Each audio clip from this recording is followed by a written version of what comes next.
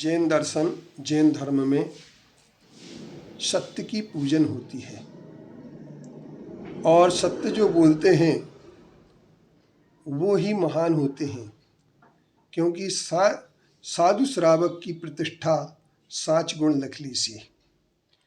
सत्य के आधार पर, अहिंसा के आधार पर ही हमारा जैन दर्शन चला। कल सूरत के आए हुए श्वेतांबरी भक्तों के बीच में एक साधु ने ये कहा कि हमें अब जैन आतंकवादी तैयार करना है। मैं इस बात को पूछ करके उन श्वेतांबर साधु से जानना चाह रहा था कि ये आतंकवादी क्या बेगुनाहों को नहीं मारते हैं?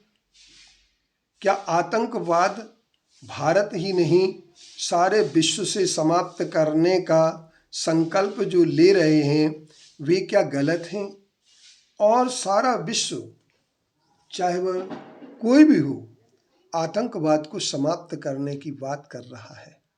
फिर हमारे जैन साधु आतंकवाद को जैन आतंकवादी बनाने की बात कर रहे हों तो उन साधुओं के संदर्भ में एक प्रश्नवाचक चिन्ह लग जाता है कि आखिरकार जैन संत अब अहिंसा के पथ को छोड़ करके क्या हिंसा के पथ पर जाने वाले हैं?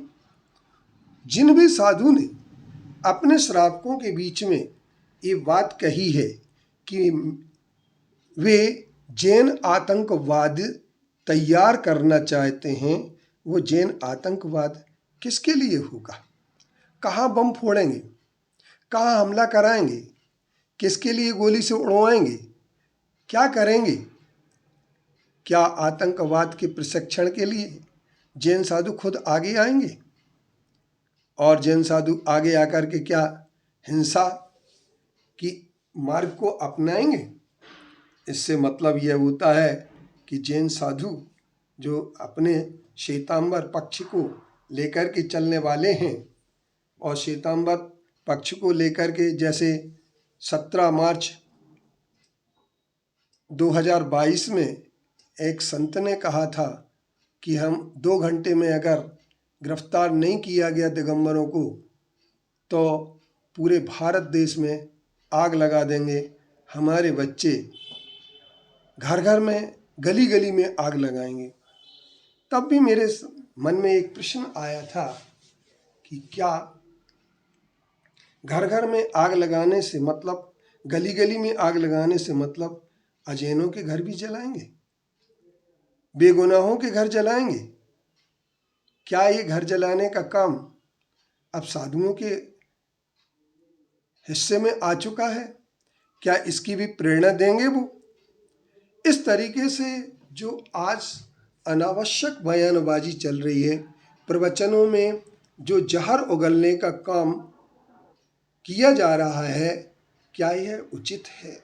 क्योंकि साधु का काम तो मोक्ष मार्ग दिखाना होता है, पुण्यवर्धक क्रियाओं को बताना होता है और उन बातों को बताना होता है तीर्थ के लिए क्या हिंसा, क्या पाप सबको स्वीकार किया जाएगा?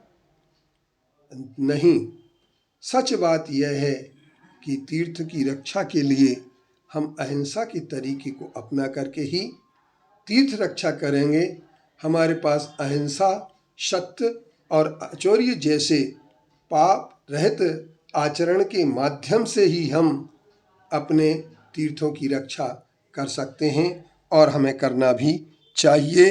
सत्य हो, हमें हमेशा ये ध्यान रखना चाहिए कि अपना न्याय मार्ग हम कभी न छोड़ें।